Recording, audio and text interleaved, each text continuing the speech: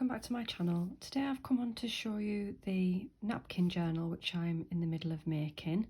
I've made a few more pages. As you can see, it's not really shutting very well. I'm not sure how well this album's going to work, but I'm going to go with it. I'm enjoying it. I don't know whether I showed you what I covered it with. These were the Sizzix thinlets, the set that I had one of the toadstools missing. Just stuck them on there just to add a little bit of interest on the front. So inside, as you can remember, we've seen that one, and those two, that one. I did a little butterfly to that one, and that's all I did on that one. This one I added a vellum winter magic sentiment on there, and just, I don't know whether you'll be able to see them, maybe if in the light, there's just some little snowflakes, little iridescent snowflakes on there. So this was the next one. Now this was a background that I have already done, and it's just been in my scraps box. It was just using one of the stamp sets that I've had a while. It's got the foliage and the flowers, and then I just inked with a little bit of blue. So the actual napkin was these extra flowers on the top and the bee. And then these were the hortensia chipboard sentiments that I bought off Cheryl Simone Crafts a while ago. Every flower blooms in its own time, and where flowers bloom, so does hope. So then I just called that one it. And then this one I think is probably my favourite. I love the purples and the teals and the blues. So it was a lovely napkin, the owl napkin, and I just inked around using a stamp that I think I got off eBay, but I used a stamp that I don't use very often. Let's see which one it was. It was the VersaFine Claire in the Monarch, in the purple colour. I don't use it too often, but I think it suits this. And then I coloured the actual stamp in there just with a pencil crayon, just a purple pencil crayon. And then this one, it was one of the inky backgrounds. It was a cosmic shimmer background, different blues and purples, and I just cut out. I'd use the two different techniques. I like to rip apart the napkin because you get a better sort of blending in with the background, but on certain ones I also like to fussy cut because I find it's quite enjoyable fussy cutting napkins because they're so thin that they're easier to fussy cut. So I cut out all of those pieces of fruit and stuck them down on there, and just put I Want Sunshine on that one. So it just reminded me, it just felt very summery, that one, I thought.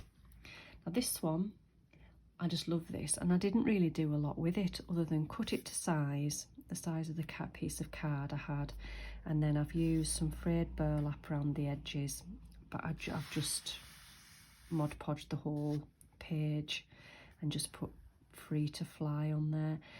And I just love the owl image, and obviously want to be able to look at it and come back and look at it again, so I didn't want to put too much over the owl, so I just left that like that one.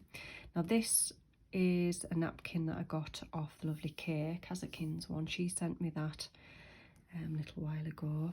So I don't know whether it's worked too well. The background was quite, you can see through the napkin images there, but I like it. It says Adventure Awaits, and it was all of the characters off the napkin. Beautiful napkin, that one. And then this one, another favourite, I think, autumn one. This was a beautiful napkin. These were already on the napkin. Again, I've just cut it to size because I just didn't want to lose any of the things that are actually on the napkin. And I added the last of my little foliage die cuts that I got off Angie Beaumont, just to give it a bit more dimension on there. This one, I'm not as keen on it. It didn't quite work. I was just sort of playing around with the colours. I used what do they call it again, the dark blue, I don't remember what they call the stamp. Get all these stamps out and have a look. There it is, chipped sapphire. I used that stamp, ink pad in the background, and then the lighter blues that I've got, and just used the VersaFine Clay in the Twilight for the fish and the seahorse in the background, and a bit of seaweed there. And then these bits and the clown. You see, the clowns didn't really work very well. There is the original napkin clown underneath, and it just didn't stand out enough, so I've stuck on. So they look a bit 3D, I guess, the stand up bit texture, but no, I was umming and ahhing whether to put that one in, but I thought, well, I may as well put it in. And I've just put Catch Your Dreams on there, and then the final one there. Background of this was another marble effect background with some gold and silver paint just on a blue card, and then a napkin I had that was covered in all different clocks.